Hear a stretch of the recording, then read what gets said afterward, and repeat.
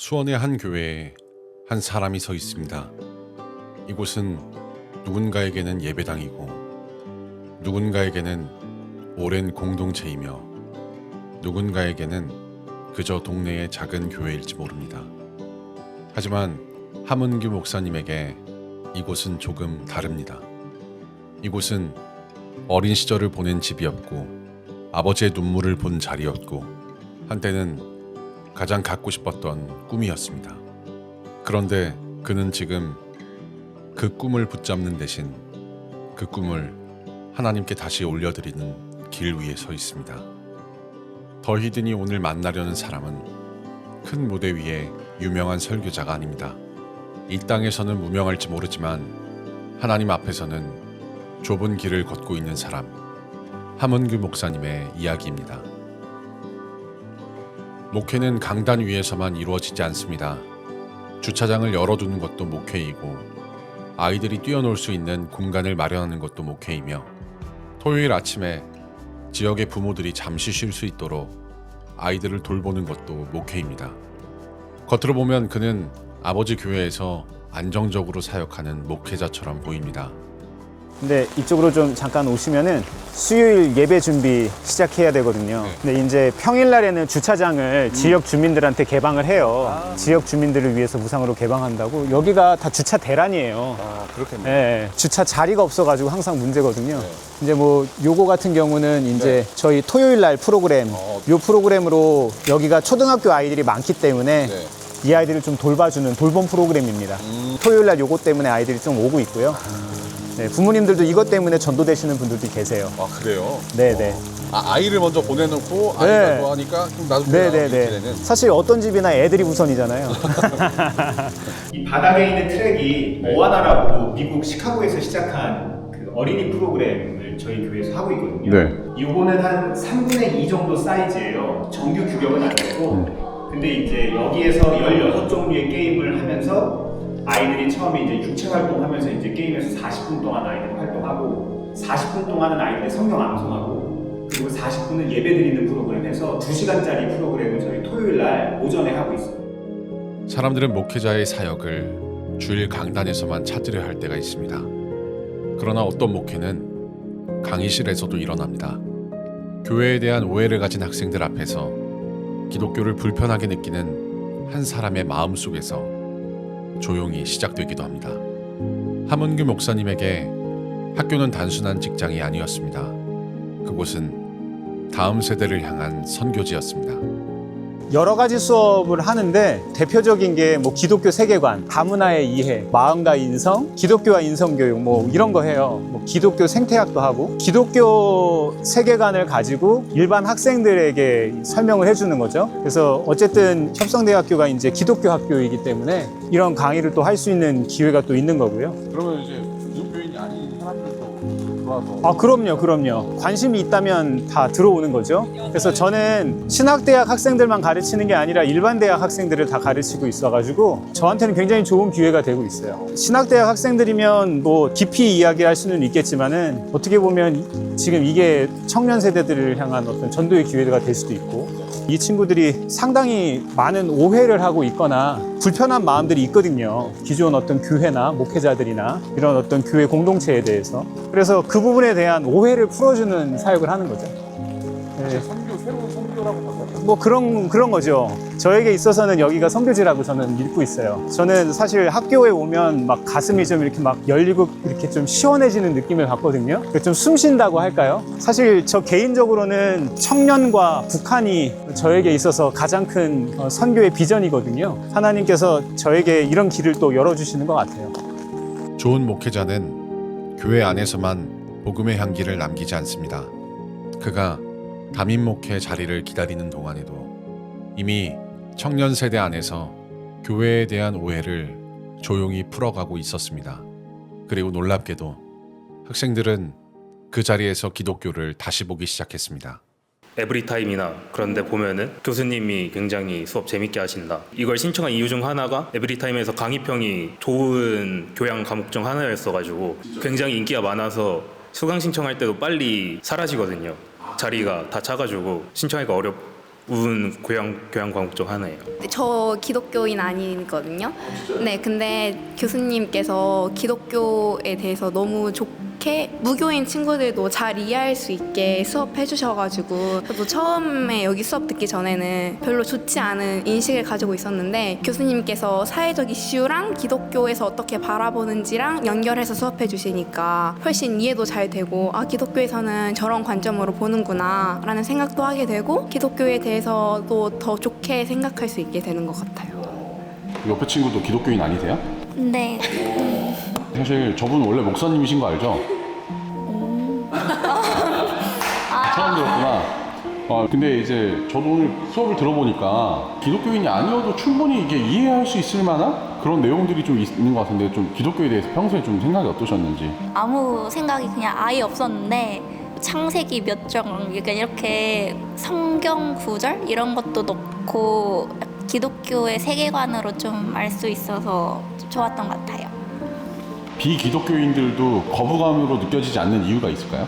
교수님께서 기독교가 무조건 좋다 막 이런 식으로 강요를 하시면서 수업을 하시는 게 아니라 기독교에서 안 좋은 일을 했을 때 그런 일들은 또 수업하시면서 비판해 주시고 또 잘한 일을 했을 때는 아 이런 거는 또 잘했다 이런 식으로 설명하셔서 기독교 무조건 좋은 거야 막 이런 식으로 수업을 안 하시고 아, 기독교 세계관은 이렇고 그냥 정말 설명해 주시는 느낌이라서 수업을 들었을 때 막 강요받는 느낌이 아니라 정말 아 기독교 세계관에서는 저렇게 생각을 하는구나 라고 받아들일 수 있어서 딱히 거부감이 안 드는 것 같아요. 교수님 같이 좋은 목사분이 계시다면은 좋을 것 같아요. 가는 것도. 학생들 쓰는 그 에브리타임 앱에서 네. 교수님 강의가 엄청 인기래요. 아, 저요? 네, 들어오기가 엄청 힘들다던데요, 여기 강의가. 아, 제 강의요? 네. 아, 저도 몰랐던 사실을 인터뷰를 통해서 얘기를 해주시네요. 신앙은 물려받을 수 있는 것처럼 보입니다. 가정의 분위기와 교회의 언어와 부모의 기도 속에서 자연스럽게 이어지는 것처럼 보입니다. 그러나 결국 한 사람을 붙드는 믿음은 누군가의 하나님이 아니라 내가 만난 하나님입니다. 15살 방 안에서 들려오던 찬양 하나가 그의 마음을 두드렸습니다.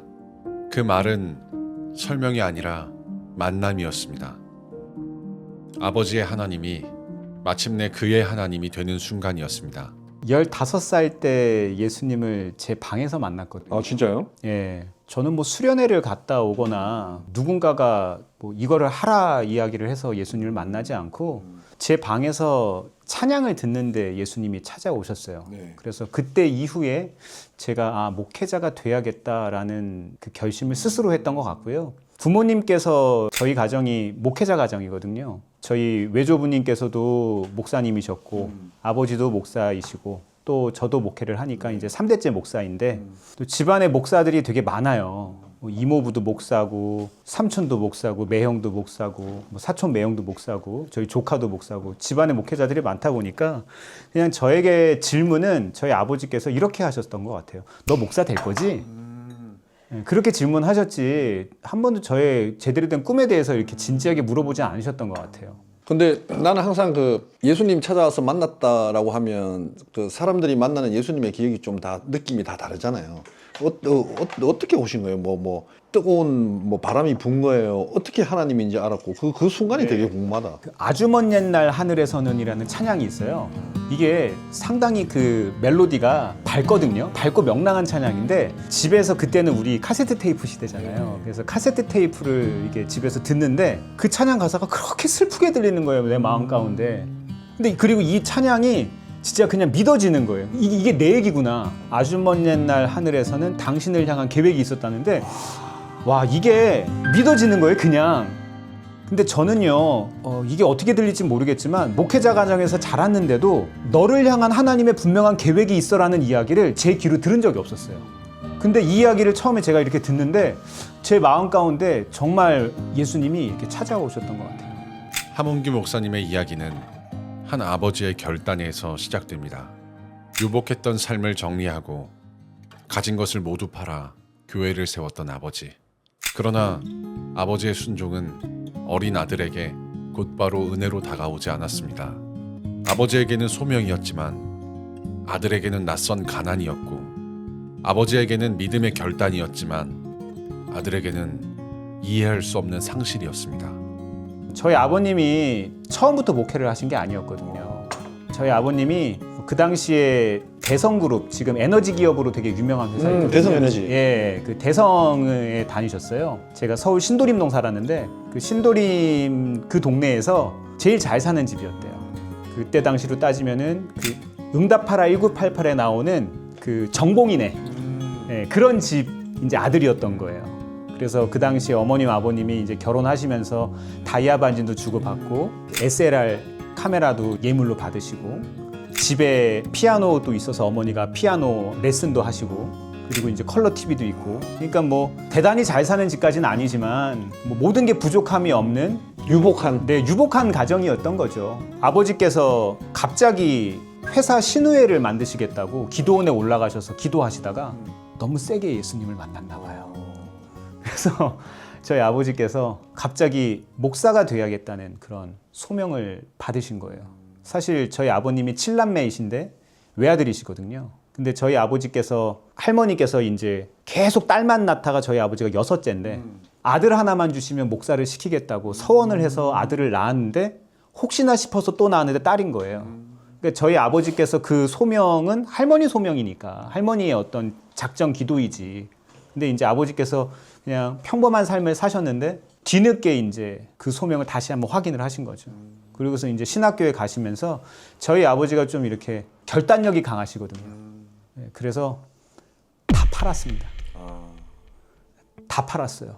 그래서 다 팔고 개척하신 거예요? 네, 다 팔았습니다. 그래서 가지고 있던 것들 다 팔고요.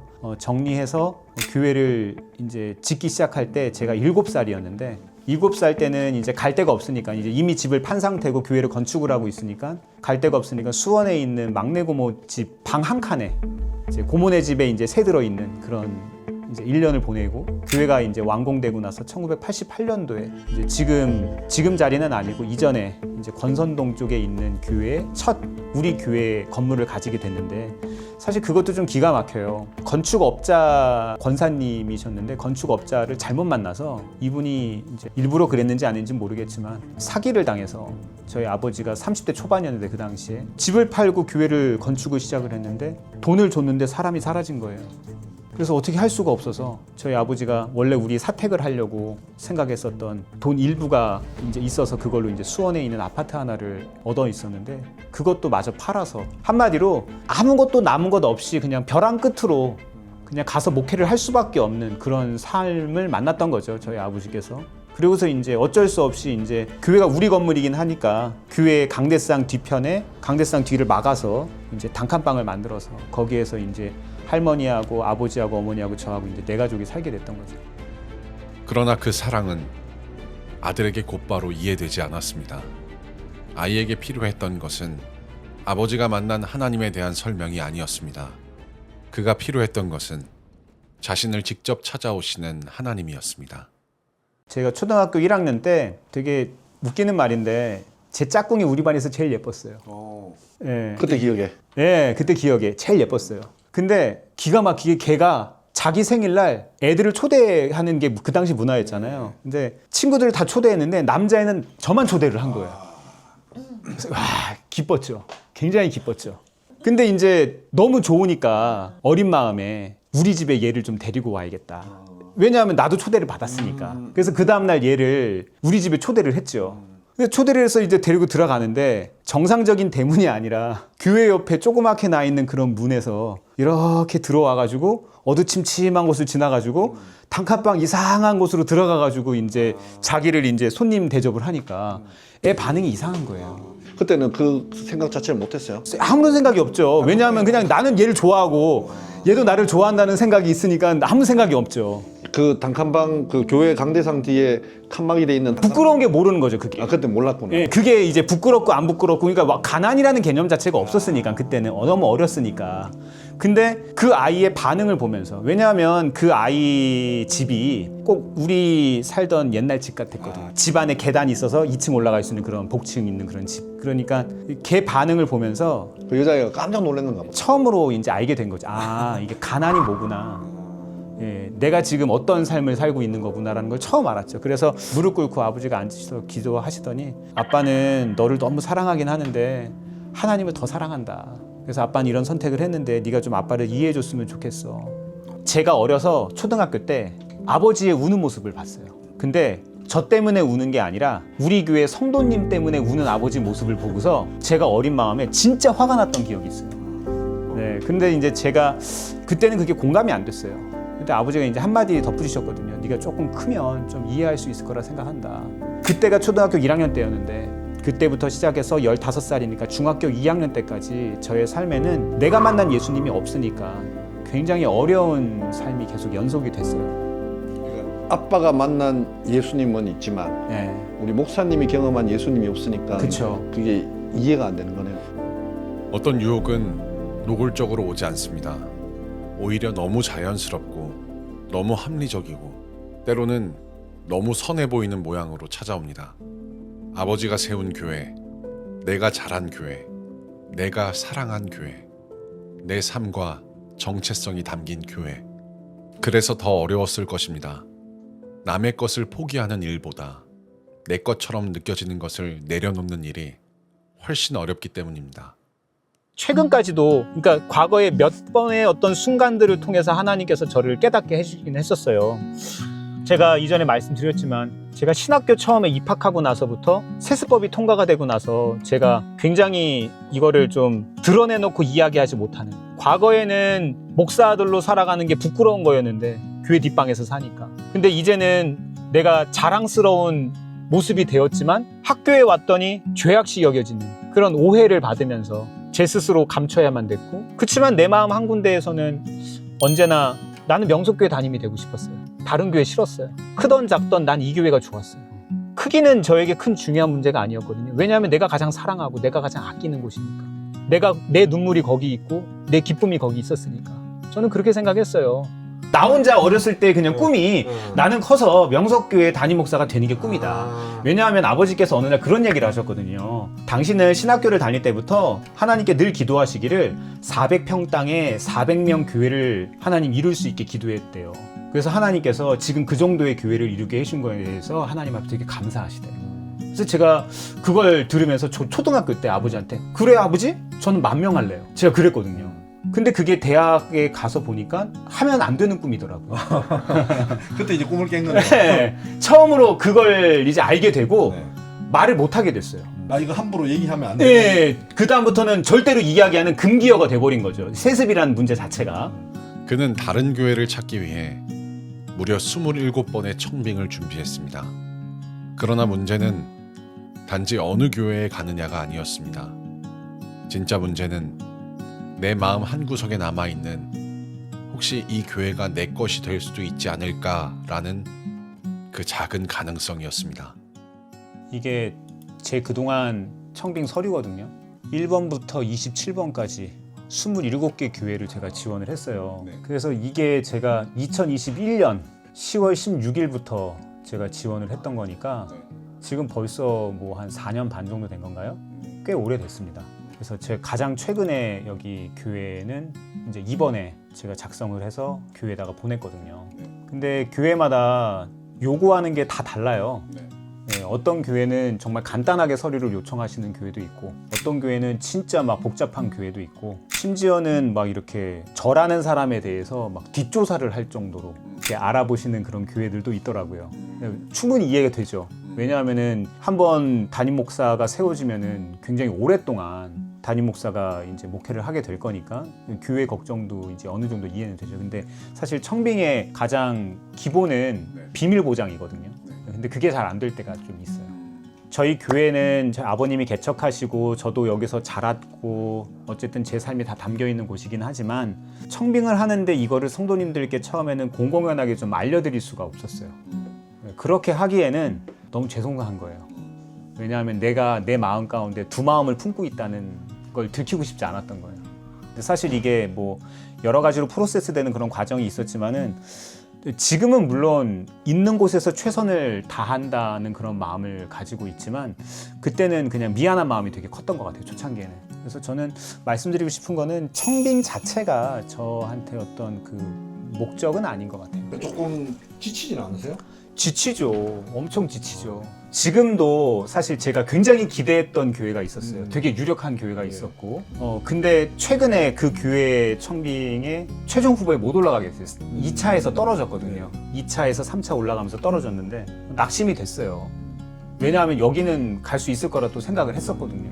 슬럼프가 이렇게 계속 오르락내리락 하는 것 같아요.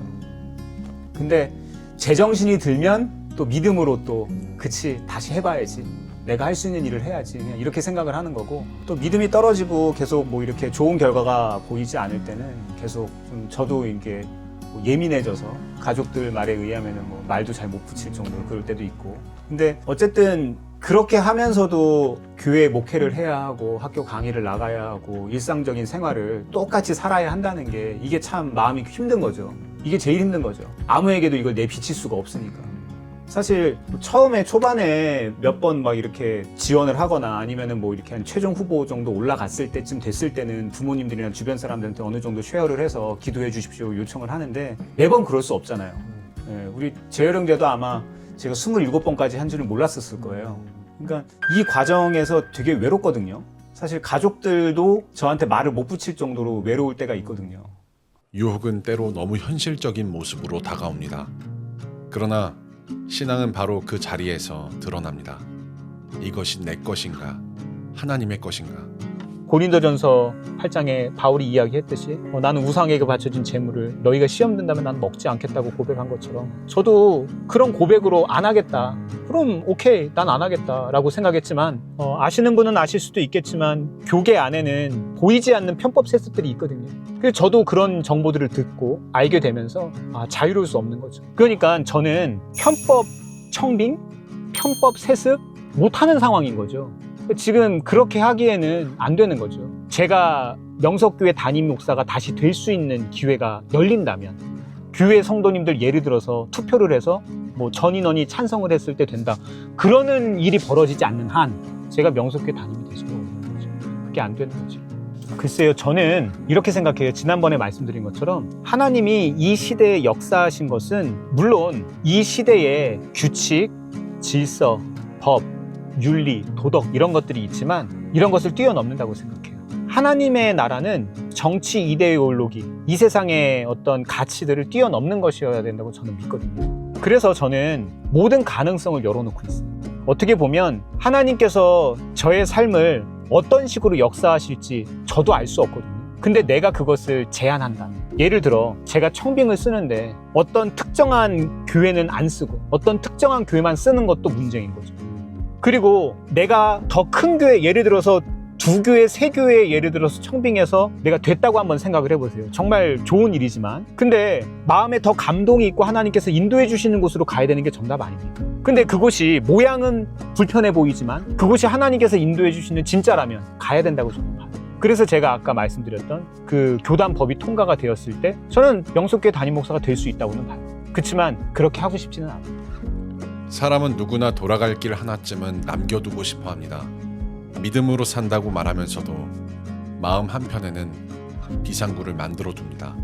언젠가 필요할지도 모르는 길, 누군가 보기에는 합리적이라고 말할 수 있는 길, 심지어 선한 명분으로 포장할 수도 있는 길. 하지만 그는 더 히든의 카메라 앞에서 그 길을 스스로 닫았습니다. 그것은 단순히 세습을 하지 않겠다는 선언이 아니었습니다. 내가 가장 사랑하는 것도 하나님께 맡기겠다는 고백이었습니다. 사실 저에게는 더 히든에 나오는 순간 이 세습 문제를 공개적으로 이야기하는 거거든요. 저는 이제 돌아갈 수 있는 길이 없는 거예요. 저 그 생각했어요. 네, 돌아갈 수 있는 길이 없어요. 저는 편법 세습도 못 하는 거예요, 이제. 네, 그냥 세습이 아니라 편법 세습도 못 하는 거예요. 사실 이거 찍게 된 과정이 어떻게 돼 있냐면 제가 어떤 마음 받았냐면 사실 뭐 이 세습 문제에 대한 컨텐츠를 찍고 싶은 게 아니라 하나님이, 왜냐면 이거 악마 유혹은 계속 오거든요. 맞잖아요. 우리 어떻게 보면 우리 본능을 찌르는 거예요. 특히나 27번, 28번, 29번 하다 빡치잖아요. 그럼 어떻게 돼요? 아이 몰라 하고 난 뒤에 하나님한테 회개하면 되지, 이렇게 갈 수도 있다고. 근데 나는 이렇게 생각했어요. 이번에 히든 컨텐츠로 찍으면서 이거를 박제시켜서 우리 한 형제, 한 목사님의 신앙 고백이 되면 하나님 되게 기뻐하실 것 같다. 뭐냐면 정말 없어서 못하는 거하고 할 수 있는데 안 하는 건 다르다. 복음이면 충분하다는 말은 입술로는 쉬울 수도 있습니다. 그러나 그 말이 진짜가 되려면 복음 외에 붙들고 있던 마지막 1%까지 하나님 앞에 내려놓아야 합니다. 정말 복음이면 충분한가? 정말 하나님이면 충분한가? 정말 내 꿈이 무너져도 하나님은 여전히 선하신가? 사실 제가 저번에 청빙 진짜 될 줄 알았던 교회 또 안 되고 나서 마음이 정말 괴로울 때 거기에 갔을 때 복음이면 충분합니다 이 메시지를 듣고서 제 마음에 큰 도전이 왔어요. 사실 그때쯤 제가 말씀드렸던 그 질문이 시작된 거예요. 2028년 4월 그 날짜를 내가 왜 기다리지? 그건 그냥 숫자이고 그냥 그때는 아버지가 은퇴하시는 날이지 나랑은 상관없는 거잖아. 내가 진짜 하나님을 믿는다면 2028년 4월이 돼도 나는 부목사해도 되는 거잖아. 어디선가 내가 사역할 곳을 하나님이 주시겠지. 이 생각을 해야지. 내가 그때까지 어떻게든 담임을 찾아서 가지 않으면 이 교회를 통해서 내가 뭔가 하겠다는 이 한 구석에 있는 그 1%의 가능성마저도 하나님이 버리기를 원한다는 저 복음이면 충분합니다라는 메시지가 살아있지 못하니까 그런 고민을 하는 거잖아요. 그래서 진짜 마음에 이게 안 되는 거예요. 이 버려지지가 않는 거예요. 내게 아니라고 고백은 하는데 내 아들들의 생계도 걸려있죠. 애들의 미래도 걸려있죠. 그러니까 제 마음 가운데는 이게 용납이 안 되는 거예요. 믿음으로 살아간다고 믿음에 낭만이 있다고 고백을 하면서도 믿음으로 사는 게 정말 힘든 거예요. 하문규 목사님은 아직 기다리고 있습니다. 어디로 보내실지, 어떤 교회를 맡기실지, 하나님이 어떤 방식으로 그의 길을 여실지 아직 다 알 수 없습니다. 하지만 기다림이 멈춤은 아니었습니다. 그는 오늘도 학생들을 만나고 아이들을 돌보고 예배를 준비하고 자신에게 주어진 자리에서 복음을 살아내고 있습니다. 처음에 그 교회를 갔는데 좀 많이 힘들었어요. 왜냐하면 저는 개척교회 목사들을 잘 했잖아요. 그러니까 모든 걸 주인의식을 가지고 일을 하는 거예요. 그러니까 교회 문제가 있으면 바로 개선을 해야 돼요. 바로 담임 목사님께 보고 드리고 기획안 써가지고 말씀을 드리는 거예요. 근데 그러니까 담임 목사님이나 성도님들은 좋아하죠. 근데 문제가 있는 거예요. 어느 조직이나 위계 질서라는 게 있잖아요. 수석 목사님을 통해서 보고를 해야지 제가 보고를 하면 안 되잖아요. 근데 이게 문제가 된 거죠. 수석 목사님 입장에서는 제가 마음에 불편한 거예요. 그러다 보니까 이제 교육자실에서 크고 작은 일들이 생기는데 그분하고 저하고 이제 마찰이 있는 거죠. 일종의 시속 게임이 시작이 된 거예요. 근데 그런 상황에서 수석 부목사님이 퇴근을 안 시키는 거예요. 몸이 아프기 시작했어요. 스트레스 때문에. 네. 새벽 기도 때 기도하는데 하나님이 제 마음 가운데 질문을 하시는 거예요. 넌 지금 순종하고 있니? 그래서 제가 그랬죠. 아, 순종하죠. 내가 순종하니까 여기까지 왔지. 내가 순종하니까 내 아들들 뭐 보지도 못하고 지금 이러고 있잖아요. 지금 무슨 소리 하시는 거예요. 그랬더니 하나님이 아무 말씀이 없으세요. 그래서 제가 곰곰이 계속해서 기도하는데 하나님께서 마음에 주시는 거는 아니야, 너는 즐겨 순종하고 있지 않아. 이 마음을 딱 주시는 거예요. 그래서 그 얘기를 들으면서 성경에 나오는 그 즐겨 순종한다는 그 개념에 대해서 다시 생각해 보게 된 거예요. 그러면서 내가 순종의 모양은 가지고 있지만 내 마음속에서 우러나는 진정한 순종이 없구나. 하나님이 만드신 이 권위라고 하는 이 질서가 있는데 내가 그거를 존중하지 않았구나. 이걸 깨닫게 하신 거예요. 그래서 제가 그 다음부터 수석 목사님께 가서 사과드렸어요. 그리고 바꾸기 시작했어요. 이전에 담임 목사님께 보고 드리면 저의 영광이 되었는데 이제는 그게 아니라 수석 목사님을 통해서 보고를 들어가니까 누구 영광이 돼요? 수석 목사님의 공로가 되는 거예요. 상관없었어요. 상관하지 않고 그렇게 했어요. 그렇게 해서 한 달이 가고 두 달이 가고 점점점 누적이 되니까 결국 우리 교육자실 전체가 살아나기 시작을 했어요. 왜냐하면 교회 일이 잘 되잖아요. 새로운 제안들이 막 적용이 되잖아요. 그래서 지금 우리 명석교회에서 바꿨듯이 거기에서도 결국에는 사무장이 계시지만 교회 행정들과 음향, 영상 이런 것들은 거의 다 정권이 저에게 와버렸어요. 웃기게 된 거죠. 아무도 인정해주지 않는 존재에서 제가 그렇게 제 거를 내려놓고 사과드리고 다시 순종하기로, 즐겨 순종하기로 했더니 그렇게 된 거더라고요. 그래서 그 여자 전사님이 저의 그 모든 과정을 보시고 하시는 말씀이 그거였어요. 목사님은 예수님의 마음을 잃어버리시면 안 돼요. 그냥 저는 내 앞에 있는 한 걸음 한 걸음들을 좌충우돌 하면서 어떻게든 믿음으로 이겨내 보려고, 어떻게 하면 하나님을 붙잡고 살아보려고 애쓰다 보니까 그 하나하나에 있었던 구슬들이 꿰어져서 그냥 보배가 된 거예요. 네, 저는 그거 몰랐어요. 그때는 그게 내 삶에 이렇게 될지, 내 삶에 이런 큰 자산이 될지 아무것도 몰랐어요. 어떻게 교회 뒷방에서 울고 있던 꼬마가 지금 여기 학생들을 가르칠 수 있냐고요. 그러면서 그 같은 아픔을 갖고 있는 학생들에게 그 이야기를 할 수 있는 거예요. 그래서 제 강의를 들어보시면 아시겠지만 저는 굉장히 솔직하게 제 이야기를 하면서 해요. 그러니까 어떻게 보면은 꼭 교회 설교자들이 교회 성도님들 설교하듯이 그렇게 학생들한테 강의를 하거든요. 그러니까 아이들이 안 믿는 애들이 막 반응을 보여요. 굉장히 재밌어요. 저는 진짜 안티 크리스찬으로 살만한 사람이고, 저는 화와 상처를 품고 병들어야 될 사람인데 하나님이 진짜 복을 주신 거예요. 진짜 답이 안 나와요. 진짜로 하나님은 놀라우신 분이에요. 세상은 묻습니다. 어느 교회에 담임이 되었는가? 얼마나 큰 자리를 얻었는가? 그리고 무엇을 물려받았는가? 그러나 하나님은 다른 질문을 하시는 것 같습니다. 네가 정말 나를 신뢰하느냐? 네가 가장 사랑하는 것도 내게 맡길 수 있느냐? 네가 꿈꾸던 자리보다 나를 더 사랑하느냐?